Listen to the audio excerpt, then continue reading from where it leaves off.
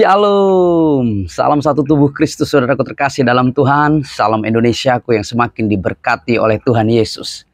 Bagaimana kabar saudaraku terkasih, seluruh pencinta channel YouTube Refren Muhammad Paulus Tambunan? Kiranya semuanya dalam kondisi aman, sehat, kuat, dan semakin setia untuk menyaksikan cinta kasih Tuhan kepada setiap orang.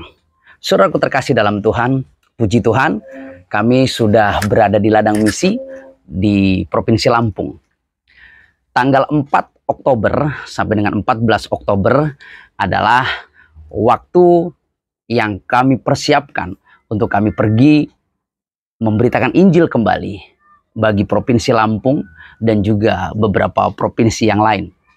Puji Tuhan, kami sudah sampai kemarin dini hari dan tadi malam kita sudah memulai pelayanan itu. Bersyukur saudaraku terkasih dalam Tuhan, saat ini saya sedang istirahat, nongkrong di teras belakang sambil menyaksikan anak rohani dan juga pekerja yang sedang bekerja di lahan kita.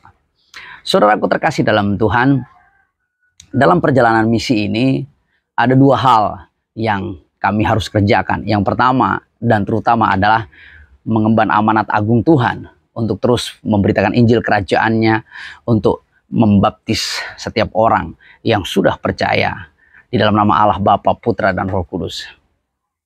Saudaraku terkasih dalam Tuhan, yang kedua adalah bagaimana saya harus menyelesaikan satu hal yang harus saya kerjakan di tengah-tengah keluarga besar terkasih, yaitu bagaimana kita boleh menjadi terang dan menjadi garam.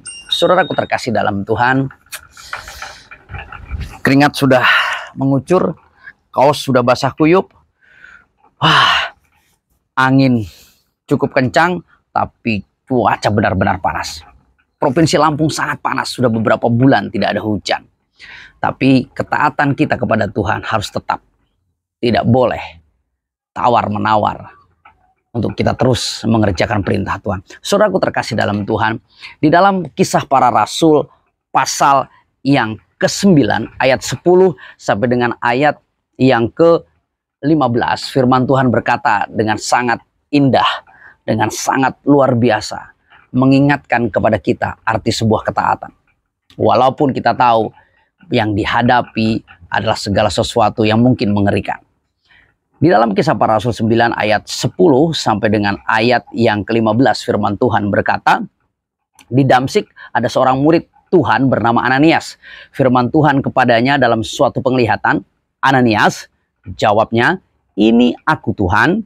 Firman Tuhan, "Mari pergilah ke jalan yang bernama Jalan Lurus dan carilah di rumah Yudas seorang dari Tarsus yang bernama Saulus. Ia sekarang berdoa."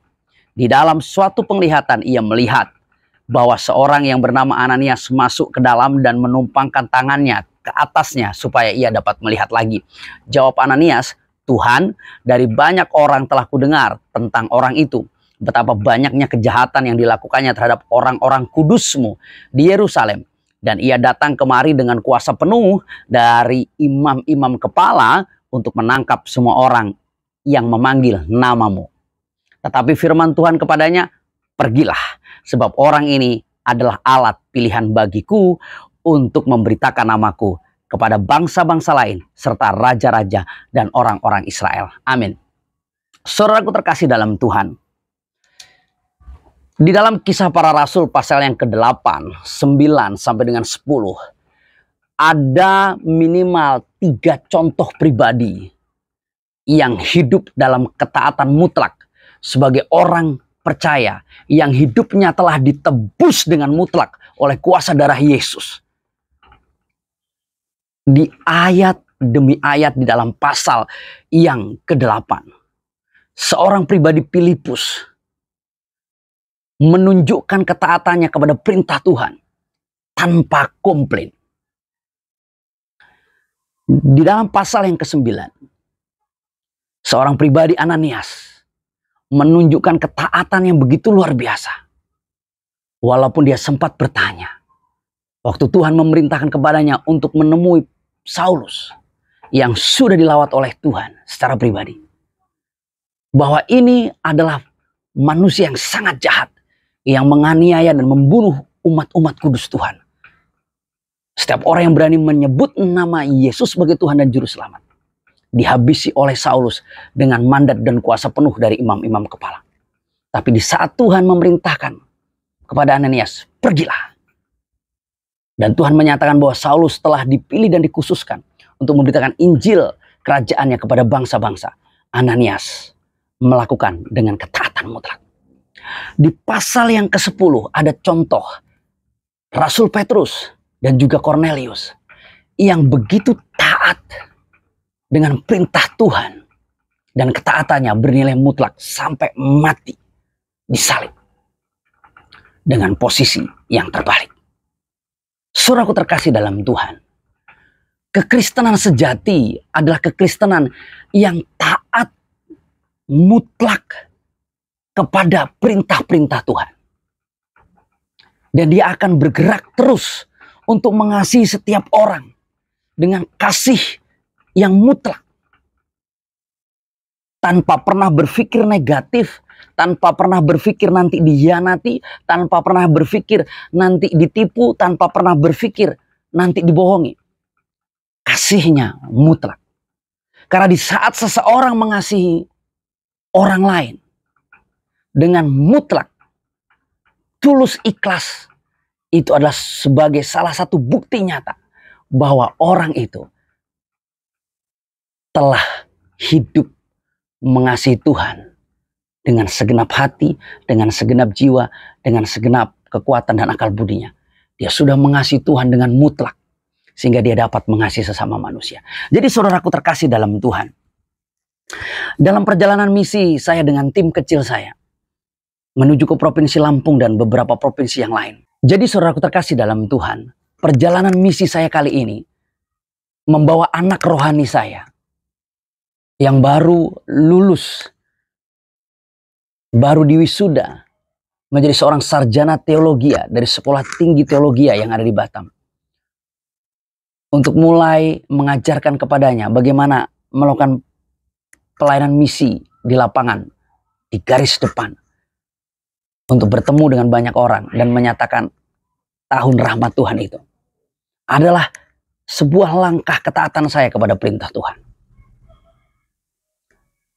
Karena baru, saudaraku terkasih, baru belum ada 1 minggu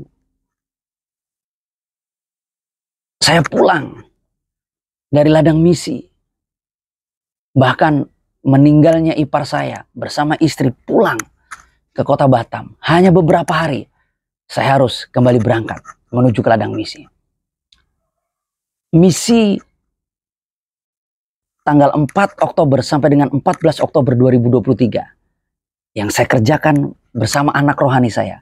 Sebuah tim kecil yang belajar sepakat untuk melakukan kehendak Tuhan dengan mutlak dan belajar mengasihi manusia yang lain dengan kasih Tuhan yang mutlak itu adalah sebuah pergumulan hebat dalam diri saya. Berbicara tentang keletihan yang masih saya alami. Berbicara juga tentang penggembalaan yang harus saya tinggalkan. Berbicara juga tentang dana yang cukup besar yang harus dipersiapkan. Saya hanya berkata kepada Tuhan, Tuhan, aku itu hambamu, aku itu milik kepunyaanmu. Engkau yang telah menebusku dengan dibayar lunas di atas kayu salib. Penebusanmu adalah mutlak dalam kehidupanku. Maka aku pun mau taat mutlak kepada perintahmu untuk pergi memberitakan Injil kerajaan itu. Mengemban amanat agung dengan mutlak. Dan terus belajar mengasihi sesama manusia dengan mutlak.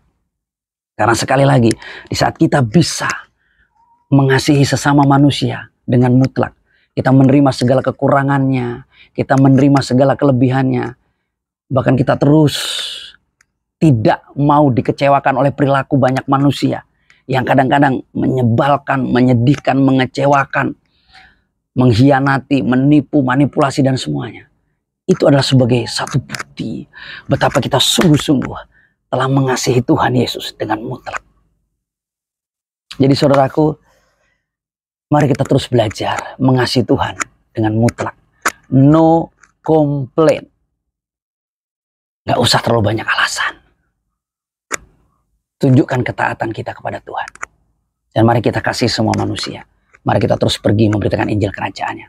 Karena tidak ada satu orang pun manusia yang tidak membutuhkan kabar baik. Dan ingat, Paulus menabur, Apolos menyiram. Tugas kita hanya menabur dan menyiram.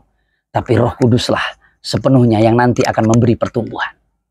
Tapi kalau kita pergi, karena kita mentaati perintah Tuhan dan kita terus mengikuti kegerakan Roh Kudus dan kita meminta terus pendampingan daripada Roh Kudus, maka percayalah, lawatan besar akan terjadi. Keselamatan kepada jiwa-jiwa akan terjadi. Karena Paulus menabur, Apolos menyiram, dan Roh Kudus yang memberi pertumbuhan.